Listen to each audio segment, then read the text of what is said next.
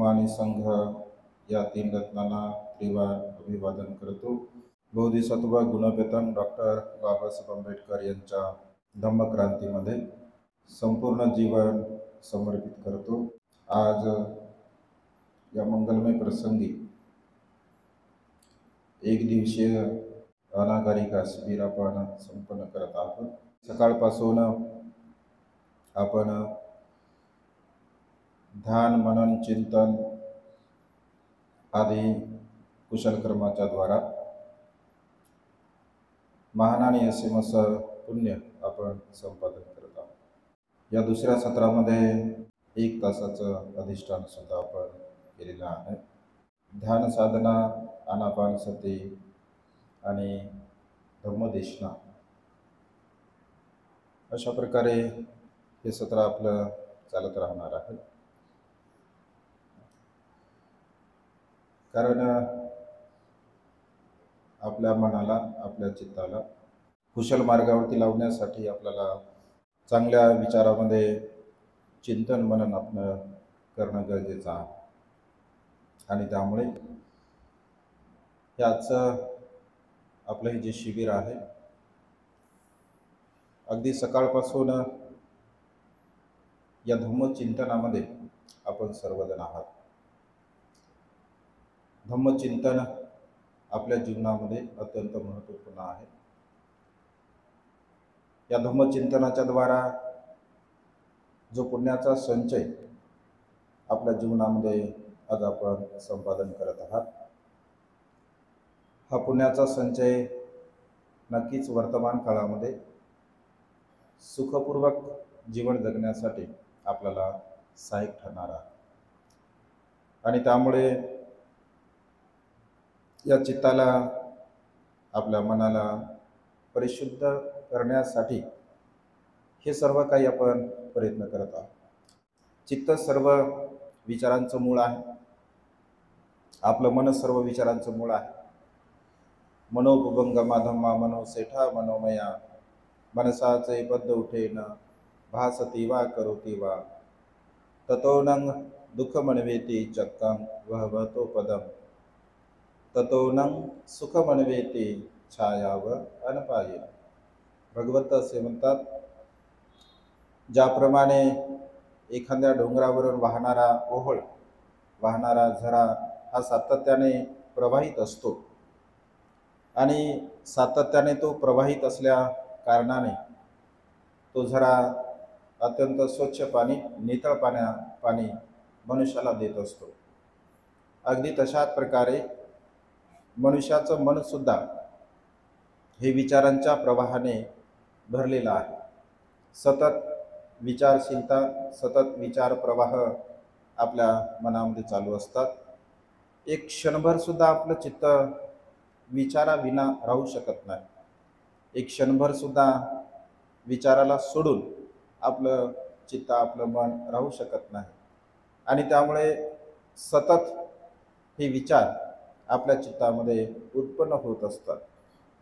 मग आपलं हे जे चित्त आहे, आपलं हे जे मन आहे, हे मन, हे चित्त कशा प्रकारे निर्मळ करावं, कशा प्रकारे स्वच्छ करावं, कशा प्रकारे परिशुद्ध करावं।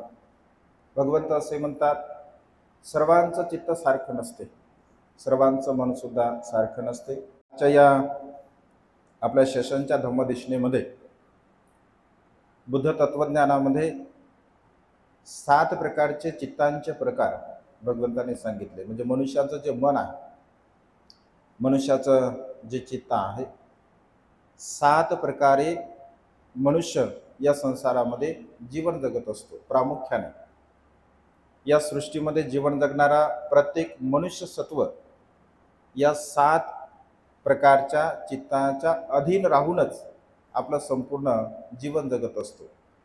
मग पृथकजन व्यक्ती असेल, त्या पृथकजन व्यक्तीपासून ते सम्यक संबुद्धापर्यंत या मनुष्यभूमीमध्ये 7 प्रकारच्या चित्ताने मनुष्य जीवन जगत असतात। तर बघूया आपण या देशनेमध्ये की कोणता व्यक्ती कुठल्या प्रकारच्या चित्तामध्ये गुरफटलेला आहे। कोणत्या व्यक्तींचे कोणत्या प्रकारचे चित्त नष्ट झालेले आहे, कोणता व्यक्ती कोणत्या चित्ताला आणखी प्राप्त करणं बाकी आहे. कारण या 7 प्रकारच्या व्यतिरिक्त 8व्या प्रकारचं चित्त भगवंताने सांगितलं नाही, किंवा 8व्या प्रकारचा व्यक्ती सुद्धा भगवंताने सांगितला नाही. भगवंत असे म्हणतात की संपूर्ण या सृष्टीमध्ये जीवन जगणारा मनुष्य प्राणी या 7 प्रकारच्या चित्ताच्या अधीन असतो. केवळ या 7 प्रकारचे चित्तच मनुष्याच्या जीवनामध्ये कारणीभूत असतात. 8वा प्रकार या संसारामध्ये उत्पन्न होत नाही.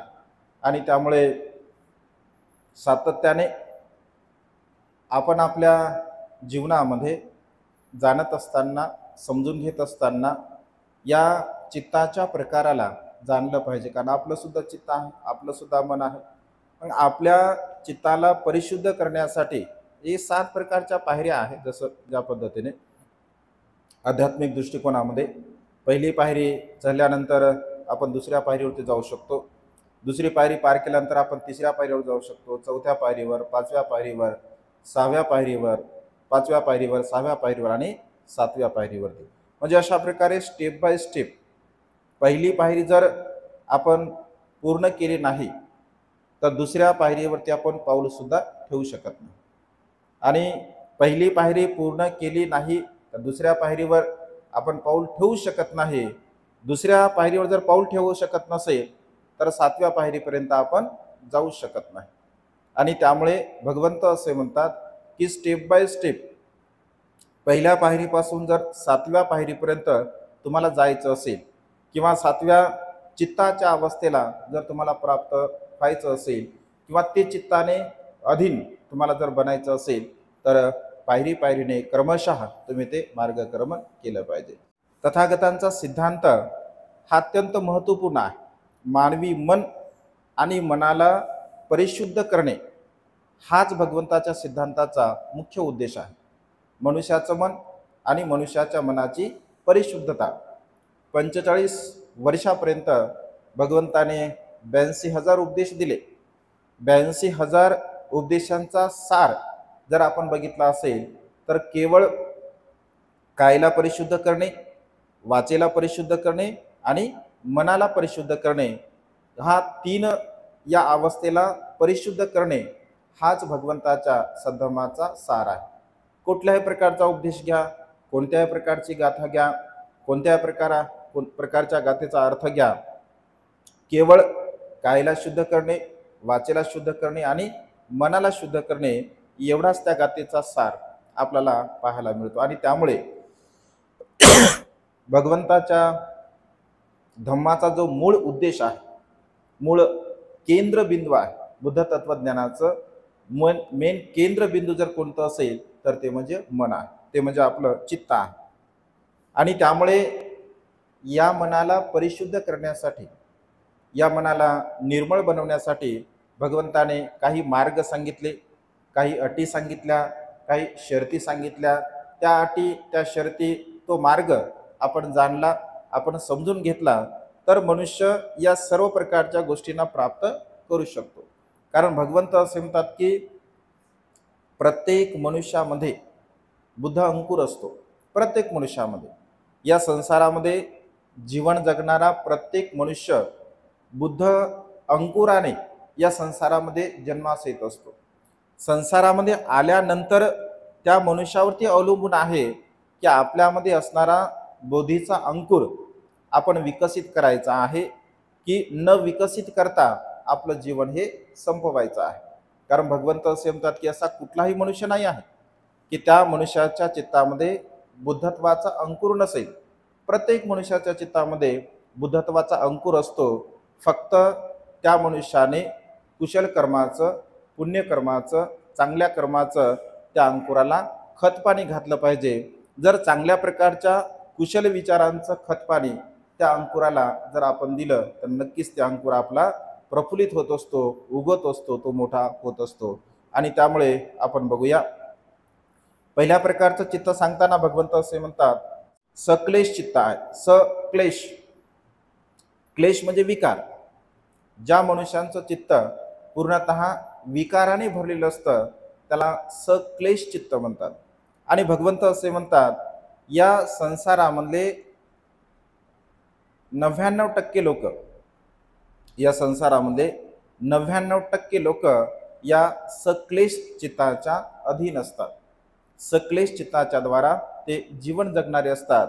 आणि त्यामुळे हे जे सक्लेश चित्त आहे, तर याचे कर्म, याची विशेषता कोणत्या प्रकारचे आहे, तर भगवंत असे म्हणतात, याचे पूर्वलक्षण आहे. सक्लेश चित्तांचे पूर्वलक्षण आहे. रागयुक्त हे चित्त असते, हे चित्त द्वेषयुक्त असते, हे चित्त मोहयुक्त असते, हे चित्त सदाचाराने जीवन जगण्यासाठी तयार नसते. या चित्तामध्ये अनेक प्रकारची चंचलता असते. हे जे चित्त आपलं आहे अनेक प्रकारचं चंचल असते. हे अतिशय मंद असते. म्हणजे कुशल धम्माच्या बाबतीमध्ये काम करताना हे चित्त अतिशय मंद असते. आणि त्यामुळे त्या सोबत हे प्रमादाने परिपूर्ण असते. म्हणजे प्रमादाने परिपूर्ण असणारं चित्त, मंद गतीचं चित्त, त्यानंतर अनेक प्रकारच्या विकाराने भरलेलं चित्त कुठल्याही प्रकारच्या कुशल कर्माला, कुशल धम्माला तो जाणू शकत नाही किंवा ते समजू शकत नाही. आणि त्यामुळे भगवंत असे म्हणतात की अशा प्रकारच्या चित्ताने परिपूर्ण असणारा मनुष्य आपल्या जीवनामध्ये कोणत्याही प्रकारच्या सुखाच्या अवस्थेला प्राप्त होऊ शकत नाही. ज्याप्रमाणे एखादी शेती असावी आणि ती शेती तर आहे, परंतु त्या शेतीमध्ये दगडधोंडे आहे, त्या शेतीमध्ये गवत आहे, त्या शेतीमध्ये अनेक प्रकारचे झाडं उगवलेले आहे. म्हणजे अशा प्रकारची कसदार जरी शेती असेल, परंतु अनेक वर्षापर्यंत एखादा शेतकरी त्या शेतीकडे दुर्लक्ष करतो. पिकाऊ जरी शेती असेल, चांगली जरी शेती असेल, परंतु त्या शेतीकडे दुर्लक्ष करणारा शेतकरी त्या शेतीमध्ये अनेक प्रकारचे झाडं उगवत असतात. आणि अनेक प्रकारचे झाडं उगवल्यामुळे तशा प्रकारच्या शेतीमध्ये कुठल्याही प्रकारचं पीक येऊ शकत नाही. केवळ पीकच काय, तशा प्रकारच्या शेतीमध्ये बैलांना टाकण्यासाठी जो चारा उगवत असतो, तो चारा सुद्धा उगवू शकत नाही. का? कारण त्या शेतीमध्ये अनेक प्रकारचे झाडं उगवलेले आहेत. मनुष्याचं चित्त सुद्धा सक्लेश जे चित्त असते, हे सक्लेश म्हणजे क्लेशाने परिपूर्ण असणारं जे चित्त मनुष्यांचं असते, तर त्या मनुष्यांच्या चित्तामध्ये जे काही धम्म बीज आहे किंवा धम्म आचरण करत असताना, धम्माचं अनुसरण करत असताना त्या चित्तामध्ये कुठल्याही प्रकारचा पुण्याचा भाव, कुशल कर्माचा भाव निर्माण होत नाही. आणि निर्माण जरी त्या मनुष्यांच्या चित्तामध्ये झाला, तर जशा प्रकारे त्या विकारांची जर तीव्रता असेल, त्या विकारांच्या तीव्रतेला अनुसरून तशा प्रकारचं कुशल कर्म, तशा प्रकारचं पुण्यकर्म तो मनुष्य धारण करत नाही. आणि त्यामुळे सातत्याने या सर्व प्रकारच्या विकाराला नष्ट करण्यासाठी म्हणजे हे सक्लेश चित्त आहे. म्हणजे आशाच्या असंच राहतं हे असं बिलकुल नाही आहे. हे जन्मजात मनुष्यांच्या चित्तामध्ये असे काही विकार उत्पन्न होत नाही. कारण जन्मात जेव्हा मनुष्य येतो तेव्हा मनुष्याचं चित्त हे परिपूर्णतः निर्मळ असतं, त्याला असमज असते. आणि हळूहळू त्याच्या चित्तावरती होणारे जे संस्कार असतात, त्याचा जो सहवास असतो, त्या संस्कारामुळे, त्या सहवासामध्ये हळूहळू या संसारामध्ये आपण रममान होत असतो. आणि संसारामध्ये रममान झाल्यानंतर या सर्व प्रकारच्या चित्ताचा विकास हळूहळू आपल्या मनामध्ये होत असतो. इथे हे विकार उत्पन्न होण्यासाठी कुठे ट्युशन लावण्याची गरज नाही. हे विकार उत्पन्न होण्यासाठी कुणा शाळेमध्ये जायची गरज नाही, कुठे ट्युशन लावण्याची गरज नाही, कोणाकडून मार्गदर्शन घेण्याची गरज नाही. विकार उत्पन्न होण्यासाठी कुठेही काही प्रशिक्षण घेण्याची गरज नसते. हे आपोआप आपल्या चित्तामध्ये आपल्या कर्माला अनुसरून आणि आपल्या भोवताला असणारं जे वातावरण आहे, त्या वातावरणाला अनुसरून आपल्यामध्ये या विकारांचा हळूहळू विकास होत असतो. मग हळूहळू या विकारांचा विकास झाला म्हणजे हे असेच आपल्या चित्तात राहतात असं बिलकुलच नाही आहे. असं बिलकुल नाही आहे. तर या चित्ताला जाणल्यानंतर, याला ओळखल्यानंतर, याला पाहिल्यानंतर हळूहळू आपण हे कमी सुद्धा करू शकतो. याला पूर्णपणे आपण नष्ट सुद्धा करू शकतो. याला पूर्णतः आपण मुळी जाळीसह पूर्णतः काढू सुद्धा शकतो. भगवंत असे म्हणतात की अशा प्रकारच्या चित्ताने युक्त असणारा मनुष्य, ज्याप्रमाणे एखाद्या वेळूचा म्हणजे बगीचा असतो, एखाद्या बांबूचं झाड असते, तर बांबूंचं झाड तुम्ही जर बघितलं असेल, वेळूंची विशेषता असते. वेळू हा एकामध्ये एक एकामध्ये एक अशा प्रकारचा गुंतलेला असतो. जे जातीवंत जे वेळूचे झाड असतात, आता जे नवीन वेळू जे असतात, तर ते सरळ सरळ सोपे सोपे साधे साधे असतात. परंतु जुने जे काही वेळू असतात, तर ते एकमेकांमध्ये असे एवढे गुंतलेले असतात, अत्यंत त्यांचा गुच्छ असतो. त्यामधील एक वेळू जर आपण तोडला आणि तो जर वेळू काढण्याचा प्रयत्न केला तर बिलकुल निघू शकत नाही.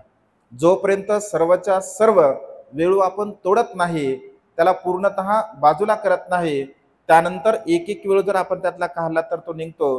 परंतु एकच वेळू मी तोडतो आणि तो बाजूला काढतो असं जर म्हटलं तर ते मात्र अशक्य गोष्ट आहे. अगदी तशाच प्रकारे हे जे विकार असतात एकमेकांच्या अधीन असतात, एकमेकांवरती अवलंबून असतात, आणि त्यामुळे एक विकार काढतो असं जर मी म्हटलं तर ते एक विकार मात्र निघत नाही. हळूहळू हळूहळू हळूहळू ते छोटे छोटे विकारांना आपण पूर्णतः नष्ट करण्याचा प्रयत्न केला पाहिजे, अशा प्रकारे भगवंतांनी म्हटलं आहे. आणि या विकाराला मग कसं काढावं लागतं, या विकाराला कशा प्रकारे आपण काढू शकतो, तर जसं दिवसभरापासून आपण कुशल कर्म करत आहोत, दिवसभरापासून आपण पुण्यकर्म करत आहोत. जसं तुम्ही सकाळी शील ग्रहण केलं, शील पालन करून या विकारांना आपण काढू शकतो. दान पुण्य करून या विकारांना आपण काढू शकतो. अनापानसतीची भावना करून या विकारांना आपण काढू शकतो. साधनेची भावना करून या विकारांना आपण काढू शकतो. मंगलमैत्रीची भावना करून या विकारांना आपण काढू शकतो. संपूर्ण सृष्टीच्या प्रती आपल्या हृदयामध्ये करुणेची भावना उत्पन्न करून या विकाराला आपण काढू शकतो. म्हणजे या सर्व प्रकारच्या विकाराला काढण्यासाठी आपल्या चित्तामध्ये सद्गुणांचा विकास आपल्याला करावा लागतो.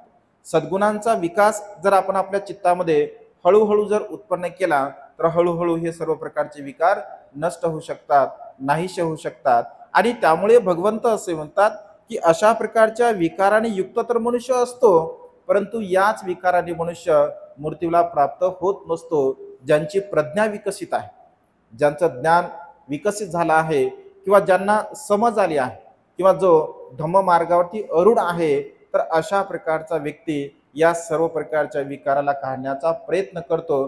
परिणामतः तो काढू सुद्धा शकतो. मग कशा प्रकारे काढायचं, या विकारांना कशा प्रकारे काढायचं, तर भगवंत असे म्हणतात की स्टेप बाय स्टेप हळूहळू या विकारांना आपण काढू शकतो. एकदाच नाही काढू शकत आपण, एकदाच त्याला आपण नष्टही नाही करू शकत. एकदाच जरी काढायचं असेल तर पहिल्यांदा एक तोडावं लागतं, दुसरं तोडावं लागतं, तिसरं तोडावं लागतं, चौथं तोडावं लागतं, पाचवं तोडावं लागतं. म्हणजे अशा प्रकारचे विशेष रूपाने 10 प्रकारचे प्रमुख असे भवबंधन ज्याला भगवंतांनी म्हटलं आहे, या 10 प्रकारच्या भवबंधनाला मनुष्य पूर्णपणे जर नष्ट करत असेल तर या 7 प्रकारच्या चित्ताला तो परिपूर्णतः प्राप्त करत असतो. म्हणजे पहिल्या प्रकारचं अशा प्रकारचं सक्लेश चित्त असतं, म्हणजे क्लेशाने परिपूर्ण भरलेलं हे चित्त असते.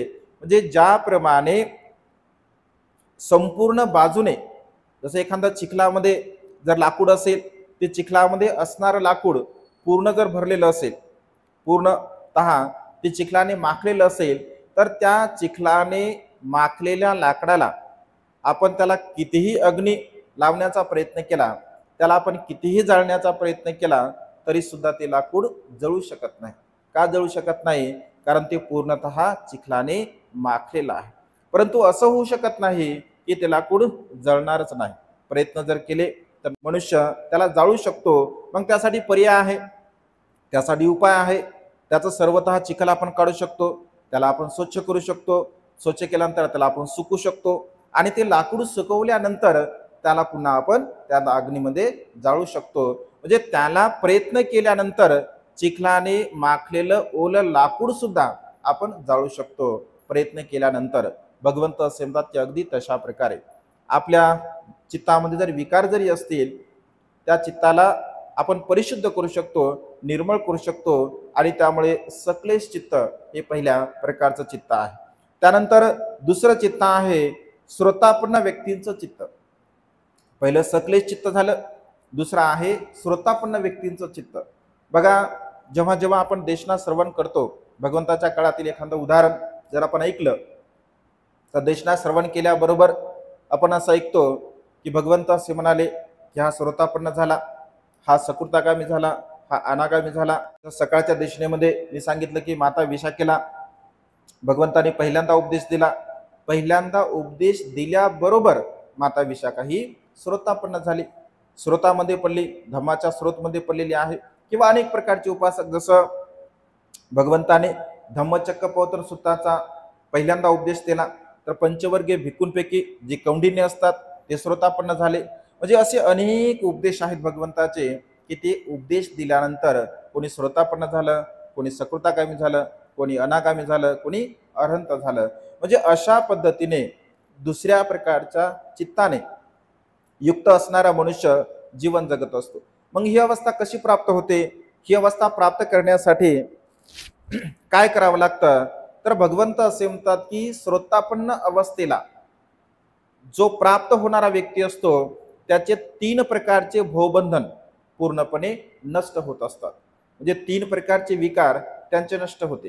हे सकलेश चित्त पूर्णतः विकाराने भरलेलं आहे, पूर्ण विकाराने हे चित्त भरलेलं आहे. मग हळूहळू त्या चित्तातील विकार काढायचे आहे. मग श्रोतापन्न अवस्थेमध्ये मनुष्य 3 प्रकारचे सकलेश नष्ट करत असतो. पहिला आहे सक्काय दिठ्ठी. सक्काय दिठ्ठी, विचिकित्सा आणि शीलबद्ध परामर्श. सक्काय दिठ्ठी म्हणजे काय?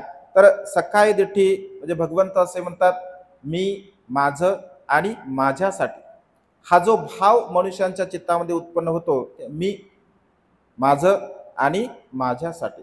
धम्म मार्गामध्ये प्रतिष्ठित होत असताना, धम्म मार्गाचं अनुसरण करत असताना आपण नेहमी असं म्हणतो मी, माझं आणि माझ्यासाठी. मी, माझं आणि माझ्यासाठी म्हणजे हे जे आपलं संपूर्ण शरीर आहे, हे 3.5 हाताची जी आपली काया आहे, मी, माझा आणि माझ्यासाठी, या भावनेला कसं नष्ट करायचं, या भावनेला कसं नाहीसं करायचं? तर भगवंत असे म्हणतात की या शरीरांच्या प्रती मी, माझं आणि माझ्यासाठी असणारी जी तुमची भावना आहे, या भावनेला तुम्ही पहिले जाणलं पाहिजे, समजून घेतलं पाहिजे. या शरीराच्या प्रती अनित्यतेचा बोध आपण धारण केला पाहिजे. म्हणजे हे जे आपलं शरीर आहे, जसं बाल्य अवस्थेमध्ये होतं तसं तारुण्यामध्ये राहतं का? किंवा जसं तारुण्यामध्ये आहे तसं उतरत्या वयामध्ये राहतं का? जसं उतरत्या वयामध्ये आहे तसं ऊर्ध्वकाळामध्ये राहतं का? तर नाही राहत. म्हणजे या शरीरावरती सतत सतत बदल होणार आहे. हे शरीर परिवर्तनशील आहे, हे शरीर बदलणार आहे. म्हणजे मनुष्याचं संपूर्ण जीवन हे बदलणार आहे. परंतु मनुष्य स्वभावता जाणत नाही, मनुष्य स्वभावता समजून घेत नाही आणि समजून न घेतल्यामुळे मनुष्याला दुःख होत असते. कारण शरीराच्या प्रती आसक्ती असते, शरीराच्या प्रती लोभ असतो. शरीराच्या प्रती आसक्ती, लोभ असल्या कारणाने माझं शरीर, मी, माझं आणि माझ्यासाठी अशा प्रकारची भावना आपण आपल्या चित्तामध्ये निर्माण करत असतो. भगवंत असे म्हणतात की या शरीराच्या प्रती नश्वरतेचा भाव, ज्याला मरणानुस्मृतीची भावना असं आपण म्हटलेलं आहे, मरणानुस्मृतीची भावना, अनित्यतेचा भाव आपण जाणला पाहिजे. एक वेळचा प्रसंग आहे. भगवंत असे म्हणतात की एकदा एक स्त्री, म्हणजे विशेष रूपाने चित्तस्थवीर नावाचे एक भिक्षू असतात, त्या चित्तस्थवीराच्या संदर्भामध्ये ही कथा धम्मपद अठ्ठकथेमध्ये भगवंताने सांगितले की मनुष्य या शरीराचा बोध कशा प्रकारे घेत असतो. असं म्हटलं आहे की एक स्त्री जी की म्हणजे गणिका असते असं म्हटलं आहे. पूर्वीच्या काळामध्ये, भगवंताच्या काळामध्ये अशा प्रकारचं जीवन जगत असत. तर ती अत्यंत सुंदर असते, अत्यंत रूपवान असते, अत्यंत लावण्यवती असते. आणि ती लावण्यवती असते म्हणजे सत्काय दिठी कशी काढायची आहे, सत्काय दिठीचा आपण अभ्यास कशा पद्धतीने केला पाहिजे.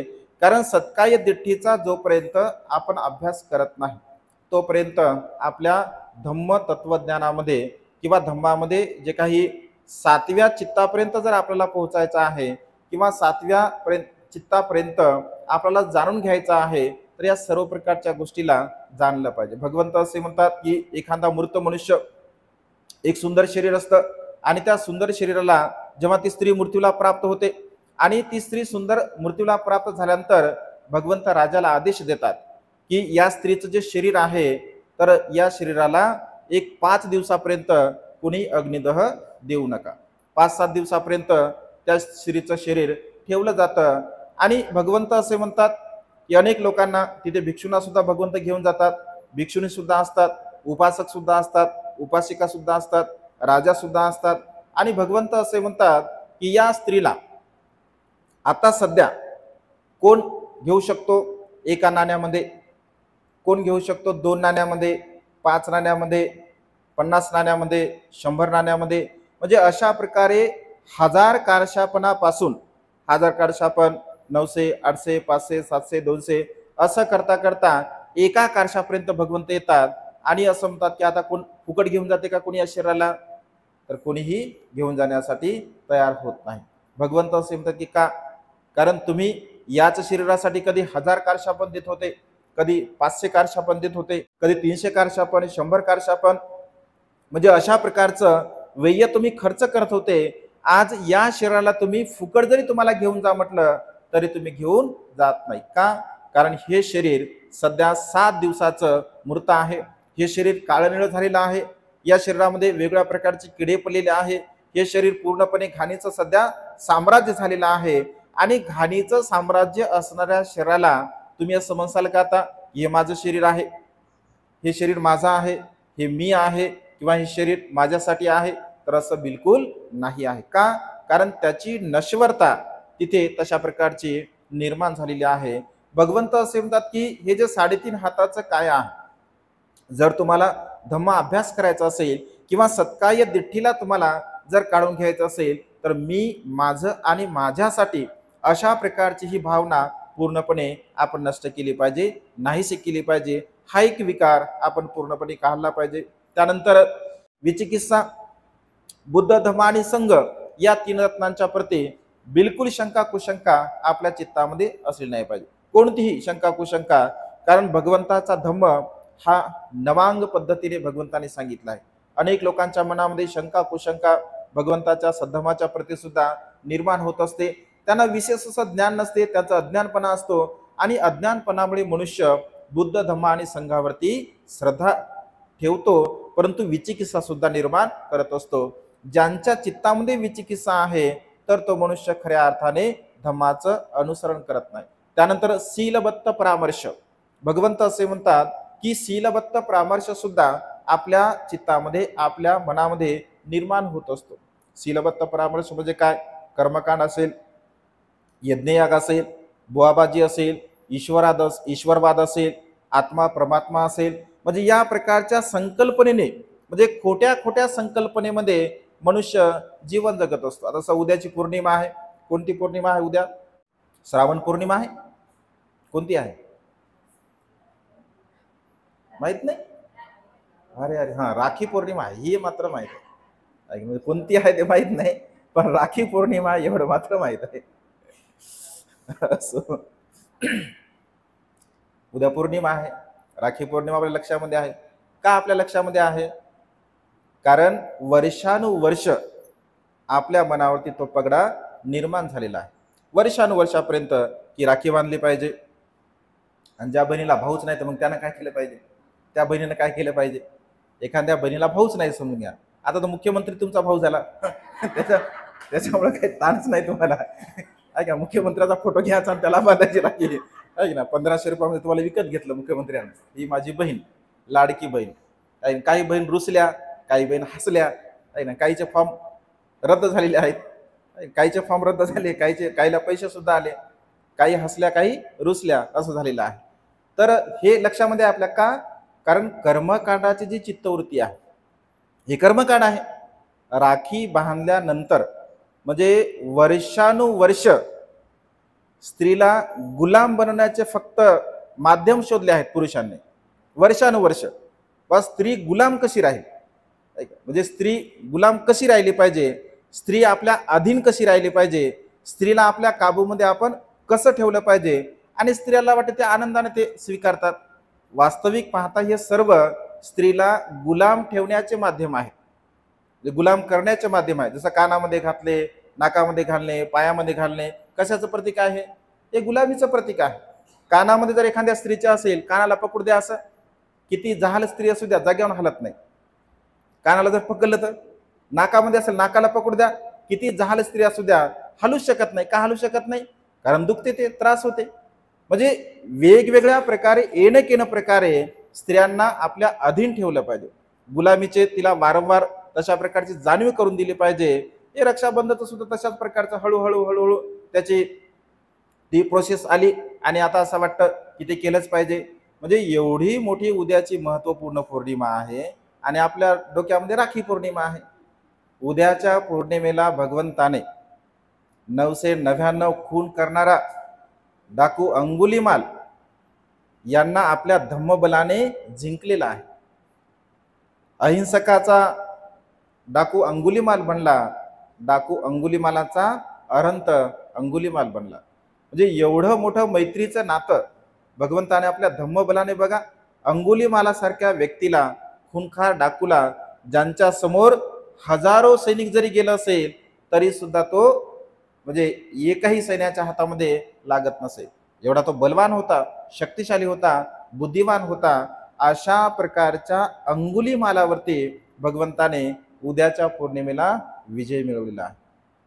हे आपण सांगतच नाही, हे आपल्याला माहित नसते. आपण लागलो राखीच्या नादी, राखी पौर्णिमा आहे म्हणे, असू द्या ठीक आहे, असली तर असली, आम्हाला काही भानगड नाही, आम्हाला काही बहीणही नाही आणि आम्हाला काही भाऊही नाही. म्हणजे आम्हाला काय राखीचा काही विषय नाही आहे. तर सांगायचं तात्पर्य असं की शीलबद्ध परामर्श, भगवंत असे म्हणतात की शीलबद्ध परामर्श म्हणजे कर्मकांडाची भावना, यज्ञयागाची भावना, ईश्वरवादाची भावना, आत्मा परमात्माची भावना, म्हणजे या संकल्पनेमध्ये मनुष्य गुरफटलेले आहे. कर्मकांडामध्ये मनुष्य गुरफटलेला आहे, ईश्वरवादामध्ये मनुष्य गुरफटलेला आहे, खुल्या संकल्पनेमध्ये मनुष्य गुरफटलेला आहे. जोपर्यंत हे तीन विकार आपले नष्ट होत नाही, शीलबद्ध परामर्श, मी माझं आणि माझ्यासाठी, शरीराच्या प्रती भावना, बुद्ध धम्म संघाच्या प्रती श्रद्धा, विचिकित्सा उत्पन्न होणे आणि कर्मकांडाची भावना, हे तीन विकार झाल्यानंतर मनुष्याला स्रोतापन्न अवस्था प्राप्त होत असते. म्हणजे तो स्रोतमध्ये पडतो, तो धम्माच्या त्या प्रवाहामध्ये तो पडत असतो, निर्वाणगामी अवस्थेच्या प्रवाहामध्ये तो पदार्पण करत असतो, तो एंट्री करतो श्रोतापन्न अवस्थेमध्ये. आणि त्यामुळे सक्लेश चित्त असतं. परंतु तुम्ही जर या तीन प्रकारच्या भवबंधनाला जर नष्ट केलं तर तुम्ही निर्मळ धम्मचक्षु श्रोतापन्न अवस्था प्राप्त करू शकता. ही श्रोतापन्न अवस्था जर प्राप्त झाली तर मनुष्य या संसारामध्ये केवळ 7 जन्मापर्यंत या संसारामध्ये तो येतो आणि 8व्या जन्मी तो पूर्णपणे दुःखमुक्त होत असतो. आणि त्यामुळे दुसऱ्या प्रकारचे चित्त आहे श्रोतापन्न चित्त, 3 क्लेश त्यामध्ये नष्ट होतात. त्यानंतर सकृतागामी चित्त, सकृतागामी चित्त, श्रोतापन्न, सकृतागामी. सकृतागामी चित्तामध्ये 2 प्रकारचे विकार आपले नष्ट होत असतात, ज्याला कामराग असं म्हटलं आहे. कामराग, कामभावना, कामभाव. कामराग म्हणजे फक्त काम वासना नव्हे, कामराग म्हणजे या 6 प्रकारच्या इंद्रियाच्या द्वारा उत्पन्न होणाऱ्या ज्या वेदना आणि संवेदनेला जाणणे. म्हणजे डोळ्याने डोळ्याचा संयम ठेवणे, कानाने कानाचा संयम ठेवणे, जिभेने जिभेवरती संयम ठेवणे, शरीराचा शरीरावरती संयम ठेवणे आणि गंधाचा गंधावरती संयम ठेवणे. म्हणजे हे 6 प्रकारचे जे आपले बाह्य आणि आंतरिक इंद्रिय असतात, या 6 प्रकारच्या इंद्रियाच्या द्वारा उत्पन्न होणाऱ्या ज्या भावना असतात त्यामध्ये सत्यता जाणणे. जसं डोळ्याने आपण रूप बघतो, डोळ्याने आपण रूप बघतो, डोळ्याने जर आपण रूप बघलं असेल तर एखादा व्यक्ती डोळ्याने रूप जरी बघत असेल पण तो जर मिथ्या दृष्टीचा असेल तर त्या रूपामध्ये आसक्त होईल. तो जर सम्यक दृष्टीचा असेल तर तो जाणेल की अरे हे हाडामासाचा सापळा आहे, म्हणजे त्यामध्ये तो अनित्य भाव जाणेल. एखादा शब्द आपल्या कानावरती पडतो, चांगला शब्द जर आपल्या कानावरती पडला तर आपल्याला छान वाटते.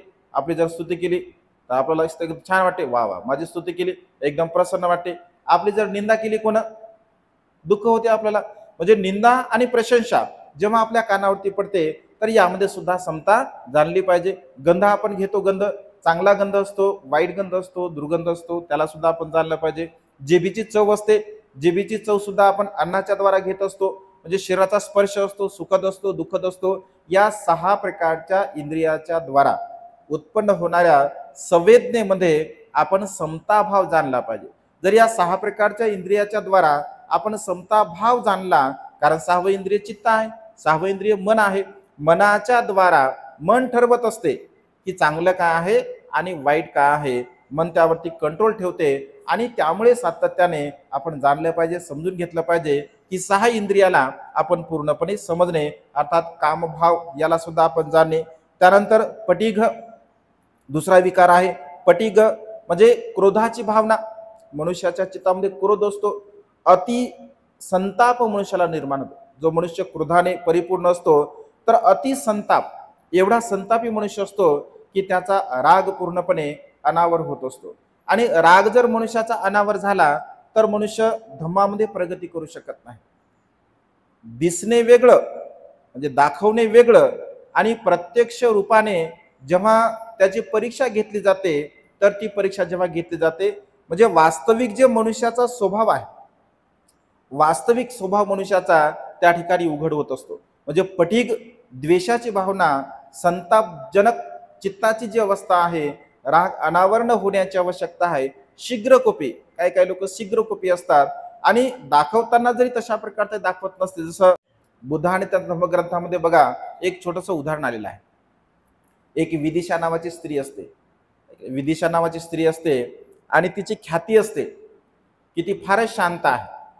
तिची ख्याती असते त्या संपूर्ण विदिशा शहरामध्ये, ती फार शांत आहे, ती फार चांगली आहे, ती कधी कोणाला भांडत नाही, कधी बोलत नाही, कधी रागावत नाही, एकदम शांत असते, एकदम प्रसिद्ध त्या भागामध्ये प्रसिद्ध असते.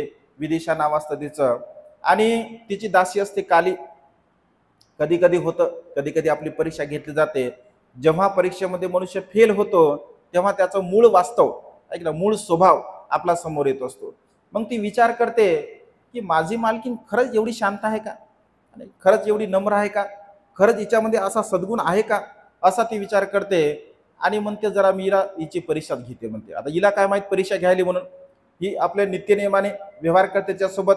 तर दुसऱ्या दिवशी ती काली नावाची दासी थोडी उशिरा उठते. रोज लवकर उठते, त्या दिवशी थोडी उशिरा उठते. उशिरा उठल्याबरोबर ती विदेशा म्हणते का ग काली, काय एवढी उशिरा उठली. तर ती काय बोलत नाही. ती त्यात काय म्हणते, त्यात काय म्हणते, कुठली खोटारडी, एवढं उशिरा उठायचं असतं का म्हणते.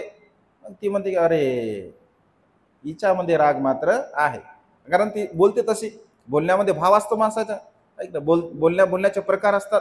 तिला वाटते की थोडंसं जरा शिल्लक दिसायली हिच्यामध्ये. दुसऱ्या दिवशी पुन्हा आणखी जास्त उशिरा उठते. पुन्हा ती म्हणते का ग काली एवढी उशिरा का उठली. ती त्यात काय म्हणते, ती फक्त एवढंच बोल त्यात काय, असं म्हटलं की पुन्हा तिला राग येते. खोटारडी कुठली म्हणते, त्यात काय म्हणते, काहीच होत नाही का म्हणते, एवढी उशिरा वाटली म्हणते. ते म्हणते अरे वाढायला म्हणते, हळूहळू वाढायला म्हणते, वाढत आहे थोडं. लगेच तिसऱ्या दिवशी पुन्हा आणखी उशिरा उठते. फारच उशिरा उठते ती आता. फार उशिरा उठल्यानंतर ती म्हणते का ग काली एवढ्या उशिरा उठली. ती म्हणते त्यात काय, असं म्हटलं त्यात काय म्हणतं, कुठली खोटारडी कुठली म्हणते. लगे लाकडाचा ओढका घेते आणि भर दिशा तिच्या डोक्यावरती मारते. लगे रक्त बंबाळ तिचं डोकं होते आणि ती ओरडते ओरडते आणि बाहेर येते. बघा बघा बघा बघा मालकीन, माझी मालकीन शांत आहे, माझी विदिशा मालकीन किती शांत आहे बघा. आपल्या मोलकरींना मारलं का, कारण ती उशिरा उठलेली आहे. मग लोक असे म्हणतात अरे ही तर लय शांत होती, ही तर लय चांगली होती, म्हणजे लोकांना माहित असते.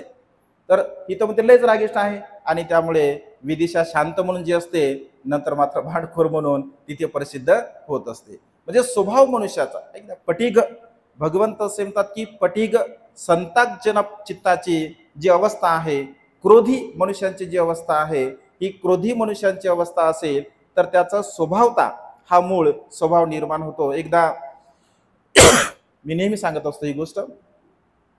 आमचे मुळावचे भंतेजी, धम्मशोक भंतेजी नाही, तर 2 मित्र गेले भंतेजीकडे. शिबिरे केले होते ध्यान साधनेचे. ध्यान साधना केली, लोकांना असं वाटते बा सांगावं म्हणून.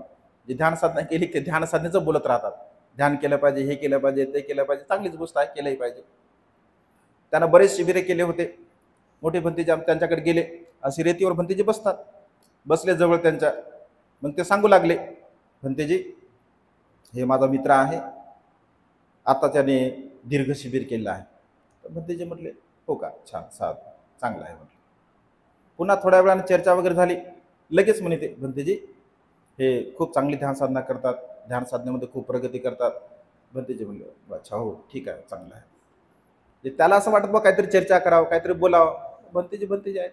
नंतर मग पुन्हा तिसऱ्यांदा भंतेजी यांना ध्यानाशिवाय काय सुचत नाही, फक्त ध्यानच करत राहतात.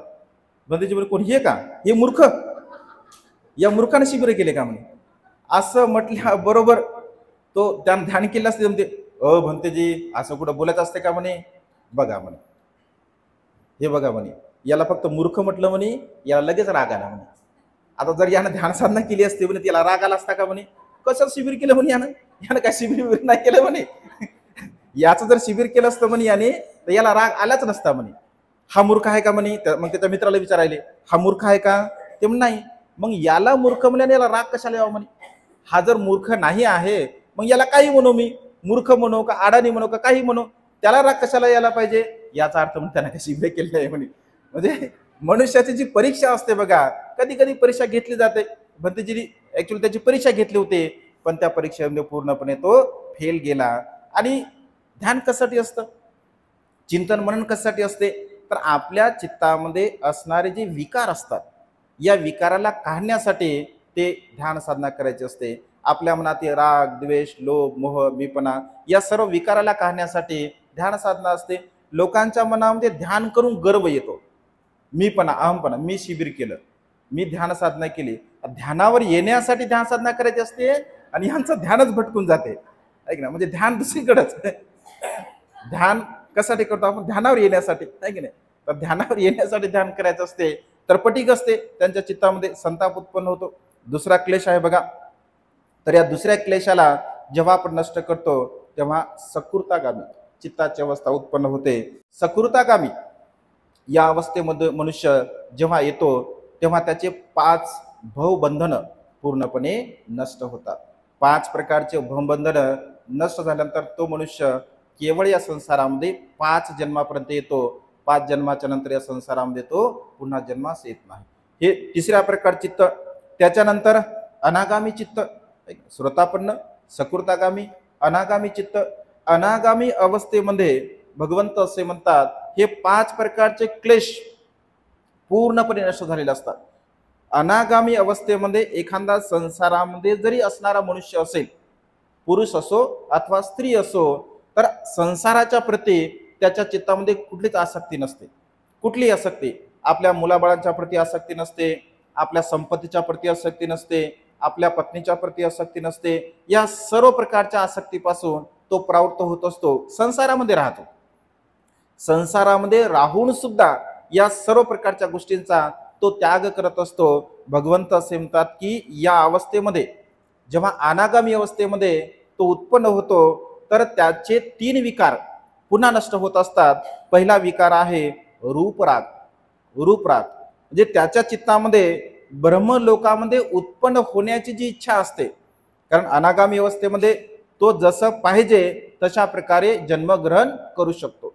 मग ब्रह्मलोकाची जी भावना आहे रूपरागामध्ये, तर ब्रह्मलोकाच्या प्राप्तीची इच्छा सुद्धा त्या ठिकाणी त्याला पूर्णपणे नष्ट करावी लागते, नाहीशी करावी लागते. कारण अनागामी अवस्थेमध्ये तो ब्रह्मलोक अवस्थेमध्ये उत्पन्न होऊ शकतो, परंतु तरी सुद्धा तो पूर्णपणे या अवस्थेला नष्ट करतो, नाहीसं करतो. म्हणजे रूपरागामध्ये तो या अवस्थेला पूर्णपणे नाहीसं करतो. त्यानंतर अरूप राग, यामध्ये कुठल्याही प्रकारचं रूप राहत नाही. रूप राग जे आहे अरूप राग, तर अरूप रागामध्ये रूप म्हणजे हे शरीर, या अवस्थेमध्ये त्याला रूपच नसते, केवळ त्यांचं चित्त असते. आणि त्या चित्ताच्या द्वारा म्हणजे जे काही कुशल कर्म असतील, पुण्यकर्म असतील, एवढे तर कुशल कर्म पुण्यकर्म त्यांनी केले असतात, त्या फक्त चित्ताच्या अवस्थेवरती तो जीवन जगत असतो. त्यांना कुठल्याही प्रकारचं शरीर नसते, फक्त चित्त असते. आणि त्याही अवस्थेला ते पूर्णपणे नष्ट करण्याचा प्रयत्न करतात. तिसरं कर्म आहे मान, अहंकार, गर्व, मीपणा, अहमपणा. भगवंत असे म्हणतात की हा जो मान आहे, हा मान मनुष्याच्या जीवनामध्ये अत्यंत महत्त्वपूर्ण आहे. कारण अनागामी अवस्थेमध्ये प्राप्त होणारा मनुष्य आपल्या मान या अवस्थेला, म्हणजे जे काही गर्व आहे, संपत्तीप्रती गर्व, सौंदर्याप्रती गर्व, वेगवेगळ्या प्रकारचा गर्व, बलाप्रती गर्व, जाती कुळाचा गर्व, वेगवेगळा गर्व मनुष्याच्या चित्तामध्ये निर्माण होत असतो, तर हा मान भाव सुद्धा आपण पूर्णपणे नष्ट केला पाहिजे. तेव्हा अनागामी अवस्था मनुष्याला प्राप्त होत असते. आणि चौथी अवस्था आहे अनंत अवस्था, ज्याला निर्वाणगामी अवस्था असं आपण म्हणत असतो. ही चौथ्या प्रकारची अवस्था उत्पन्न होते. तर या चौथ्या प्रकारच्या अवस्थेमध्ये दोन प्रकारचे विकार आपल्याला मनुष्याला नष्ट करावे लागतात. पहिला आहे उदच्च कुकुच्च, म्हणजे आळस. आळस अत्यंत महत्वपूर्ण आहे. जर दिवसभरापासून तुम्ही बसला आहात बघा, दिवसभर जर वीर्यपूर्वक प्रयत्नपूर्वक जे तुम्ही ग्रहण करत आहात, म्हणजे जो आळस आहे, दुःखमुक्तीच्या मार्गाकडे वाटचाल करत असताना उत्साह उत्पन्न असला पाहिजे आपल्या चित्तामध्ये.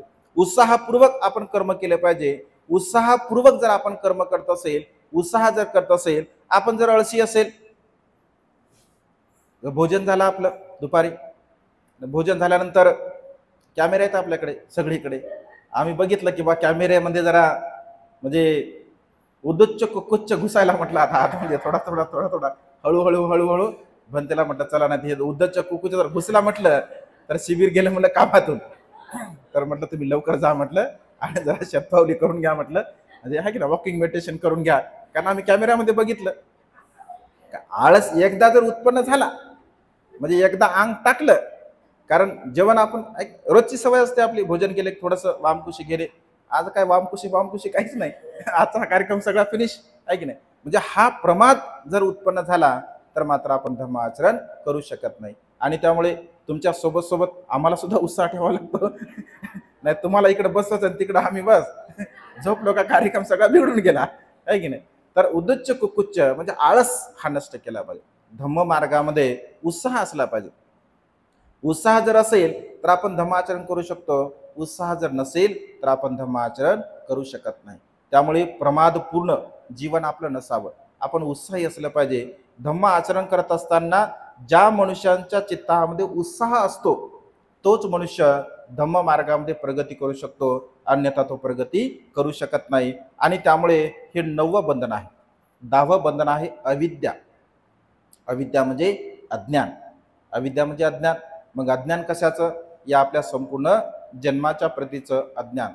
अज्ञान जसं अविद्या पचया संखारा, संखारा पचया वियान, या प्रत्येक सोपान सिद्धांतामध्ये या सर्व प्रकारच्या कळ्या म्हणजे सांगितल्या आहेत. आपल्या प्युरिटी ऑफ माइंड या चॅनलवरती 2-4 दिवसामध्ये अविद्या म्हणजे काय, प्रत्येक समुत्पाद सिद्धांत यावरती आपलं प्रवचन येणार आहे, तर ते तुम्ही ग्रहण करू शकता. फार मोठं प्रवचन आहे ते. अविद्या, अज्ञान. अज्ञानमध्ये 4 आर्य सत्याबद्दलचं अज्ञान. जगामध्ये दुःख आहे, दुःखाचं कारण आहे, दुःखाला आपण नष्ट करू शकतो, दुःखाचा समुदय आहे आणि दुःखाला नष्ट करण्याचा मार्ग आहे. दुःख, दुःखाचं समुदय, दुःखाचा निरोध आणि दुःखातून मुक्त होण्याचा मार्ग, या 4 आर्य सत्याला यथाभूत अवस्थेने जाणणे, त्याला समजून घेणे, अर्थात ते अज्ञान नष्ट करणे, हे 5वं चित्त आहे. अरहंत अवस्थेचं 5वं चित्त आहे. पहिलं सक्लेश चित्त, क्लेशयुक्त चित्त. दुसरं श्रोतापन्न, सकृतागामी, अनागामी आणि अरहंत चित्त, अशा प्रकारचे 5 चित्त आहे. आणि त्यानंतर 6वं चित्त आहे प्रत्येक बुद्धांचं चित्त. प्रत्येक बुद्ध म्हणजे अरहंत अवस्थेच्या पलीकडे जे प्रत्येक बुद्धांचं चित्त असतं, तर प्रत्येक बुद्ध त्या चित्तामध्ये त्यांना कोणी गुरु नसतो, त्यांचा कोणी आचार्य नसतो, ते स्वयंभू असतात. म्हणजे स्वतः आपल्या बलाने ते चांगल्या प्रकारचं आचरण करत असतात, स्वतः आपल्या बलाने ते या अवस्थेला प्राप्त झालेले असतात आणि ते केवळ स्वतःपुरतं मर्यादित जीवन जगत असतात. त्यांना पाहून पाहून लोक सुखाच्या मार्गाकडे जात असतात. म्हणजे प्रत्येक बुद्धांचं चित्त सुद्धा अरहंतापेक्षा त्यांचं चित्तामध्ये आणखी वरची अवस्था ती प्राप्त होत असते. कारण अरहंत होण्यासाठी कोणाचं तरी मार्गदर्शन घ्यावं लागतं, कोणाचा उपदेश श्रवण करावा लागतो. उपदेश श्रवण केल्यानंतर ते अरहंत होऊ शकतात. परंतु प्रत्येक बुद्धाच्या चित्तामध्ये कोणाचंही मार्गदर्शन घेण्याची गरज नाही, कोणी आचार्य होण्याची गरज नाही, कारण ते स्वयंभू स्वतः ते आचार्य असतात, स्वतः त्याला तशा प्रकारचं ज्ञान असतं. हे 6व्या प्रकारचं चित्त. आणि 7व्या प्रकारचं चित्त म्हणजे सम्यक संबुद्धांचं चित्त. प्रत्येक बुद्धापेक्षा सम्यक संबुद्ध चित्त हे वेगळं असतं. प्रत्येक बुद्ध त्या अवस्थेपर्यंत, त्या स्टेजपर्यंत अद्याप पोहोचलेले नसतात. आणि सम्यक संबुद्धाची विशेषता असते, ते स्वतः आपल्या ज्ञानाला प्राप्त करतात.